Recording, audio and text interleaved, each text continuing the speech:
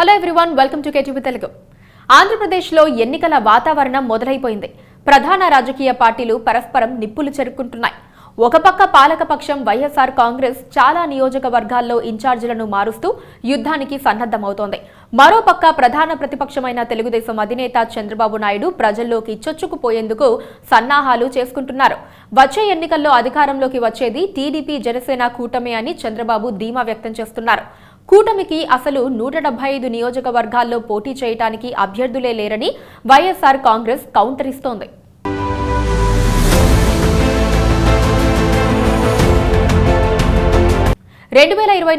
ఏప్రిల్లో ఆంధ్రప్రదేశ్ అసెంబ్లీతో పాటు లోక్సభకు ఎన్నికలు జరగనున్నాయి. 2019 ఎన్నికల్లో అఖండ విజయం సాధించిన వైఎస్ఆర్ కాంగ్రెస్ వరుసగా రెండోసారి అధికారంలోకి రావటం ఖాయమని చాలా ధీమాగా ఉంది. ఎన్నికలకు 3.5 నెలల సమయం మాత్రమే ఉన్న తరుణంలో వైఎస్ఆర్ కాంగ్రెస్ పార్టీ అధినేత జగన్మోహన్ రెడ్డి మొత్తం 175 నియోజకవర్గాల్లో అభ్యర్థులను ఖరారు చేసే పనిలో చాలా బిజీగా ఉన్నారు. సిట్టింగ్ ఎమ్మెల్యేలో ప్రజా వ్యతిరేకత బాగా ఎక్కువగా ఉన్న నియోజకవర్గాల్లో కొత్త అభ్యర్థులను ఎంపిక చేయాలని ఎప్పుడో డిసైడ్ అయిపోయిన జగన్మోహన్ రెడ్డి 50కి పైగా నియోజకవర్గాల్లో ఇన్ఛార్జీలను మారుస్తున్నారు. కొందరు ఎమ్మెల్యేలను లోక్సభ నియోజకవర్గాల నుంచి, కొందరు ఎంపీలను అసెంబ్లీ ఎన్నికల బరిలోనూ నిలబెట్టాలని జగన్మోహన్ రెడ్డి భావిస్తున్నట్లు చెబుతున్నారు. ఏ పార్టీతోనూ పొత్తులు లేకపోవడంతో మొత్తం 175 నియోజకవర్గాల్లో అభ్యర్థుల ఎంపిక ప్రక్రియను వేగవంతం చేశారు జగన్మోహన్ రెడ్డి. టికెట్ రానంత మాత్రాన ఆ నేతలు నా మనుషులు కాకుండా పోరని, వారికి వేరే కీలక పదవులు అప్పగిస్తారని కొద్ది నెలల క్రితమే జగన్మోహన్ రెడ్డి పార్టీ నేతలకు క్లారిటీ ఇచ్చారు. కొద్ది నెలల క్రితం నుంచే గడప గడపకు మన ప్రభుత్వం, సామాజిక అధికార యాత్ర, జగనన్న ఆరోగ్య సురక్ష వంటి వినూత్న కార్యక్రమాలతో వైఎస్ఆర్ కాంగ్రెస్ పార్టీ నిత్యం జనంతో మమేకమై ఉండేలా జగన్మోహన్ రెడ్డి వ్యవహారాలు నడుపుతున్నారు. ప్రధాన ప్రతిపక్షమైన తెలుగుదేశం పార్టీని వచ్చే ఎన్నికల్లో కూడా ఇంటికి పంపించేస్తే ఇక ఆ పార్టీ మనుగడే ఉండదని వైసీపీ వ్యూహకర్తలు భావిస్తున్నారు. అందుకే అభ్యర్థుల ఎంపిక విషయంలో ఎలాంటి రాజీలు లేకుండా రేసు గుర్రాలకే టికెట్లు ఇవ్వాలని జగన్మోహన్ రెడ్డి నిర్ణయించేశారు. దానికి అనుగుణంగానే నియోజకవర్గాలకు ఇన్ఛార్జీలను ప్రకటిస్తూ దూసుకుపోతున్నారు.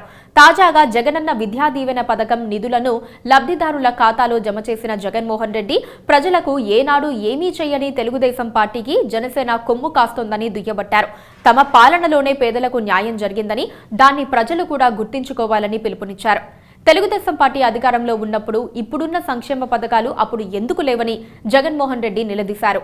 వైఎస్ఆర్ కాంగ్రెస్ పార్టీ ఇలా దూకుడు పెంచితే అటు చంద్రబాబు నాయుడు కూడా గేర్ మార్చారు. సొంత నియోజకవర్గం కుప్పంలో 2 రోజుల పాటు పర్యటించిన చంద్రబాబు నాయుడు టీడీపీ అధికారంలోకి వస్తే పంట పొలాల్లో కూడా సిమెంట్ రోడ్లు వేయిస్తానని వినూత్న హామీ ఇచ్చారు.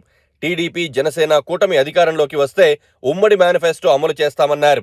కొద్ది రోజుల క్రితమే చంద్రబాబు నాయుడు, పవన్ కళ్యాణ్లు ఒకే వేదికపై సభలో పాల్గొని రాష్ట్రంలో వచ్చే ఎన్నికల్లో వైసీపీని అధికారంలోకి రానిచ్చేది లేదని సవాల్ విసిరారు. టీడీపీ జనసేనల మధ్య పొత్తులు ఖరారైన నేపథ్యంలో బీజేపీతో పొత్తు ఉంటుందా, ఒకవేళ లేకపోతే కమ్యూనిస్టులను కలుపుకుపోవాలా అన్న అంశంపై చంద్రబాబు దృష్టి సారిస్తున్నారు. జనవరిలో రాష్ట్రంలోని మొత్తం 25 లోక్సభ నియోజకవర్గాల పరిధిలో మొత్తం 25 బహిరంగ సభలు నిర్వహించాలని చంద్రబాబు నిర్ణయించారు. వీటిల్లో కొన్ని సభల్లో చంద్రబాబు నాయుడు, పవన్ కళ్యాణ్ ఇద్దరూ కూడా పాల్గొంటారు. కొన్ని సభల్లో చంద్రబాబు ఒక్కరే పాల్గొంటారు. ఈ సభలన్నీ కూడా జనవరి 29లోగా ముగిసేలా షెడ్యూల్ రూపొందించుకున్నారు. 2019 ఎన్నికల్లో టీడీపీని దారుణంగా ఓడించిన ప్రజలను తిరిగి మంచి చేసుకోవటమే లక్ష్యంగా ఆయన కార్యక్రమాలు రూపొందించుకుంటున్నారు.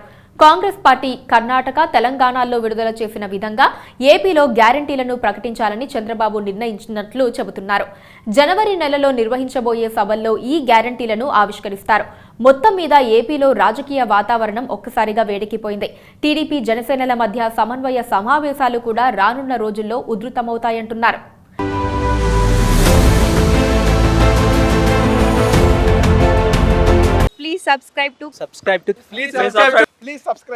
Please subscribe to KTV Telugu. KTV Telugu. KTV Telugu channel.